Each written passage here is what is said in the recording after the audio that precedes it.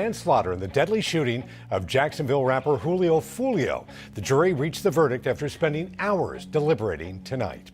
10 Tampa Bay News reporter Chris Hurst is live at the Hillsborough County Courthouse tonight. And Chris, the jury handed down the lesser charge. Yeah, that's right, Dave. Alicia Andrews had been charged with first-degree murder, but the jury had the option of convicting her of a lesser offense still related to the homicide of J.Foolio. They did that, convicting her of manslaughter, finding her not guilty of conspiracy to kill. Alicia Andrews was out here moving wild, helping Folio's rivals set him up, and she ended up in court even before the actual shooters showed up. She walked into that courtroom laughing and touching up her makeup like nothing serious was going on, but nobody knew the situation was about to twist into something unbelievable. The prosecutors came in heavy, laying out exactly how the hit on Folio went down. All of that gunfire filling the dark, early morning hours with booming concussion and bright, flashing muzzle flashes as these high-pressured and high-powered rounds flooded the atmosphere in front of that Dodge Charger. Girl, I don't like Foolio. Ugly ass. He need to die. Retaliate or something. They're sitting up here rapping, but that's y'all homeboy. Just do what y'all gotta do. They explained how the shooters tracked him on his birthday, waited for the perfect moment, and rolled in with rifles and a Glock fitted with a switch, ready to unleash chaos. They made it clear that Folio never had a real chance of escaping once that ambush started. You were at the hotel where Folio was murdered at the exact same time that he was murdered, okay? Sweetie, the reason we're showing... Even though Alicia wasn't the one pulling the trigger, the state still charged her with murder because they said she played a major part in putting the whole plot together. And the wildest part? Alicia was expecting a child during this crash-out moment, and she ended up giving birth while locked up, which had everybody in the city shaking their heads in disbelief. Just keep scandalous. Your whole life is Your boyfriend loves you. Your boyfriend used you in this. He knew. He's smart on these things. Alicia and her boyfriend, Isaiah Chance, were allegedly trailing Folio all through Tampa, feeding updates to the shooters about his moves and locations. They were the ones who spotted him sitting in his car outside that hotel, and just moments later, the hit team pulled up and opened fire. The shooters let off so many rounds that when people saw what Folio's car looked like afterward, it was clear there was absolutely no way he was making it out of that scene safely. Folio was laid back in the passenger seat with his feet propped on the dash when everything flipped in seconds. Shots started tearing through the car, and he tried to scramble into the back seat, but he got hit by a 5.56 round straight to the chest that went clean through his heart. Even after that, he was still trying to drag himself away, but then he got hit again in the back, and one of those shots went right into his liver. The whole setup looked sloppy from the outside. I tell you right now, with the statement you're giving us, you're going to be in prison. You're never going to come out of it. You're never going to see the outside of prison. But the crew had allegedly been plotting for a minute, and Alicia Andrews was the one who helped Folio book that Airbnb in Tampa. One of the named shooters, Sean Gathright, got exposed when police found security footage from his own house showing him and Isaiah Chance loading massive bags into their cars right before heading to Tampa to carry out the hit. Evidence in Miss Andrews' phone of her communications with ATK Keese and direct messaging and the Instagram. Yes, ma'am. Was there screenshots of those communications between this defendant and ATK Keese and that device? Yes, ma'am. Aware that Aaliyah was with Charles Jones when he was shot and killed? Yeah. All right. And that was despite the fact that Aaliyah dated someone that Charles Jones rapped about killing. Okay. You aware of that? Yeah. All right. Cameras caught everything, license plate readers, surveillance systems, even cell phone towers picked up their whole route from Jacksonville down to Tampa, and Alicia was seen on camera hitting a McDonald's in Tampa just hours before Folio lost his life, which didn't exactly make her look innocent. When her lawyer kicked off the trial, they tried to paint her as someone who knew nothing, saying she was just on a chill weekend trip with her boyfriend and had no clue about any murder plot. But from the jump, the story sounded shaky, and everyone could tell the truth was about to get messy. The state called their first witness, a woman who was right there at the hotel when Folio was killed. And that's when the courtroom energy shifted instantly. The woman on the stand said she was chilling with Julio's crew that night, and the only reason she survived was because she stepped inside the hotel to use the bathroom right before the shots went off. The wild part is that she used to date one of Young and Ace's brothers, T. Trayvon. Back in the day, T. Trayvon lost his life right in front of Ace, and later on, she ended up rocking with Julio's side, which had the whole courtroom whispering. But things got even worse for Alicia when one of her closest friends took the stand, and that's when the trial completely flipped against her.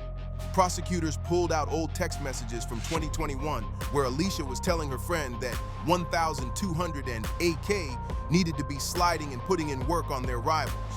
Alicia's legal team tried to spin it like she didn't know anything about the street situations going on, but her own people exposed the truth and made it clear that her story wasn't adding up. Then they showed another message from 2021 where Alicia said she couldn't stand Folio and straight up said he needed to die. And the whole room went silent for a second. One of Alicia's friends had recently been killed during the war between AK 1,200 and 6 Block, and Alicia clearly knew every detail of what was happening in those streets. The shooters behind the hit put in heavy work to catch Folio slipping, but the wildest part is how sloppy they acted during the crash out. One of the shooters tried running from police and ended up getting detained, and when detectives searched phones, they discovered one of the crew had been texting homies photos of the burner phone he bought specifically for the hit. They even had photos of the guns that were used to take Julio's life, and the shooters didn't bother deleting anything after the hit went down. The prosecutors wanted the jury to see that this wasn't some random late-night situation. This was a fully planned move. So they brought in a gang detective who broke down the entire tension between Folio, 6 Block, A to K, and 1,200, and the courtroom got real tense.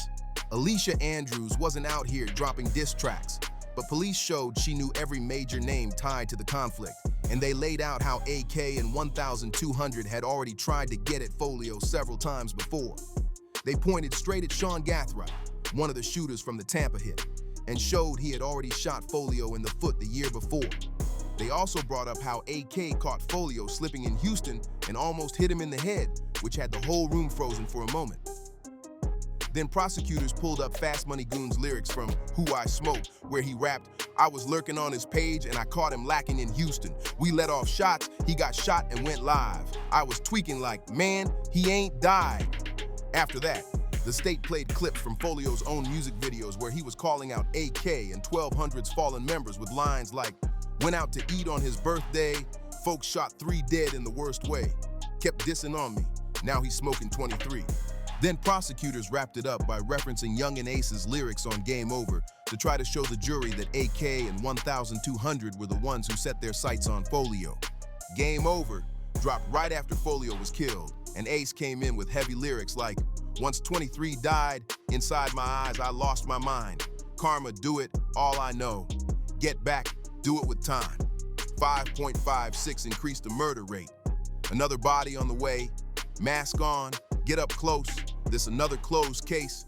Don Julio, shots to the face. 5 in the morning, I got a call. What is this?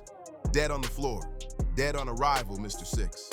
Hearing those lines had the courtroom feeling like the whole story was being told in real time. Alicia's defense kept trying to argue that even if she knew the shooters, that alone shouldn't make her guilty. But the state had security footage showing her trailing Folio all around the city the night he was killed. Her team tried to claim she had no idea what her boyfriend and his people were up to, but then detectives revealed Alicia had been DMing other AK members on Instagram. She was even tapped in with Julio's old associate, K Shorty, which made it even clearer she knew exactly what was going on in the streets. By that point, it was looking obvious that Alicia's case was falling apart, so her defense tried switching tactics. They attempted to shift the attention onto another woman, one of the witnesses who was at the hotel the night Julio lost his life. Her name was Aaliyah, the same woman who used to date Young and Ace's brother Trayvon back in the day. Alicia's lawyers asked the detective if they ever looked into Aaliyah as a suspect, saying she had a motive too. The move didn't work at all for her team, and the next piece of evidence they brought out against Alicia was even wilder. When detectives cracked into Alicia's phone, they found photos she took outside one of the clubs Folio went to the same night he was killed. That shook the whole courtroom because it showed she was clocking his moves way earlier than anyone realized. Sean Gathright's phone was packed with evidence too, and that's where things got even darker. Rashad Murphy, one of the shooters on the hit, used Sean's phone right after Folio was killed and texted someone saying, "I'm coming home, my thirst is quenched, I love you, Murphy." Hearing that message out loud had the whole room locked in silence. Alicia, Isaiah, and the whole crew were getting cooked by the evidence, but Alicia kept smiling and laughing through the testimony like nothing was happening, even while detectives explained exactly how she helped track Folio down. She wasn't just riding around with Isaiah, she was helping him follow Folio all through Tampa while sharing her live location straight to the car full of shooters so they'd know exactly where to slide in. Just minutes before the ambush at the hotel, Alicia sent out her live location again, and that's how the shooters pulled up at the perfect moment and caught Folio off guard. On top of that, Sean Gathright was also trying to set Folio up using another woman that same night. He was texting around trying to figure out the exact Airbnb Folio was staying at, and he wanted a woman he knew to help him get the address. In court, they played the recording of Alicia's first interview with detectives, and the whole room watched her try to laugh everything off when they showed her the evidence proving she was at the hotel the night Julio was killed. She kept acting like the situation wasn't serious, even though the detectives were laying out every detail right in front of her. They showed her phone records, surveillance videos of her trailing Folio, and messages proving they knew all about the tension between Isaiah Chance and Folio's side on 6th Block. But Alicia kept pretending she didn't know anything, which made it look like she was trying hard to protect Isaiah because they were dating. One of the wildest parts of this whole story is that Alicia was expecting Isaiah's child during the time they were riding around helping track Folio's location. Detectives even told her straight up that Isaiah was using her, trying to shake her up enough to get her to talk. The detective told Alicia point blank that if she didn't cooperate, she could end up facing a life sentence, but she still refused to give up any information on Isaiah or the shooters. She spent the entire interview lying about things they already had solid evidence for, acting like the truth wasn't closing in on her. But once the trial started, everything she tried to hide came out, and the courtroom saw through every lie. When Alicia finally had to take the stand, she switched up a little and claimed that Isaiah had put hands on her, trying to paint a different picture once she realized the situation was catching up to her. The jury was shown pictures of Alicia with bruises on her face, which she said came from Isaiah putting hands on her. She claimed Isaiah was the one using her phone during the hit on Folio and that she only let him do it because she was scared of him. And while it's true that Isaiah definitely mistreated Alicia, the court made it clear that what happened between them was a separate situation from what went down the night Folio lost his life. From the very start, it was obvious Alicia understood exactly why they drove to Tampa. She wasn't clueless. She knew what the mission was, and she still moved right along with it. She was staring down a possible life sentence if the jury hit her with a murder conviction, but she caught a major break when the verdict came back. Instead of murder, the jury found her guilty of manslaughter and not guilty on the conspiracy to commit murder charge. Even though she avoided a life sentence, that doesn't mean she's walking away free. Alicia Andrews could still end up doing decades behind bars. After the verdict, Folio's mom said she was writing an impact statement and wants Alicia to get 15 years plus another 10 on top of that. Give her the max. I'm writing my impact statement here to give her the max. Give her the max plus add 10 years onto it. Yeah, let's do that. 15 years is the maximum for manslaughter in Florida, but the judge can tack on more time if they decide to, and Folio's mother is pushing for the absolute max.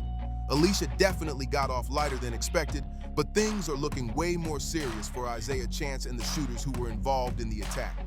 Their trials are set for 2026, and nobody knows what kind of heavy evidence the state is planning to drop on them when that time comes. Let me know what you think in the comments. Hit that like button, smash subscribe, and I'll see you on the next one.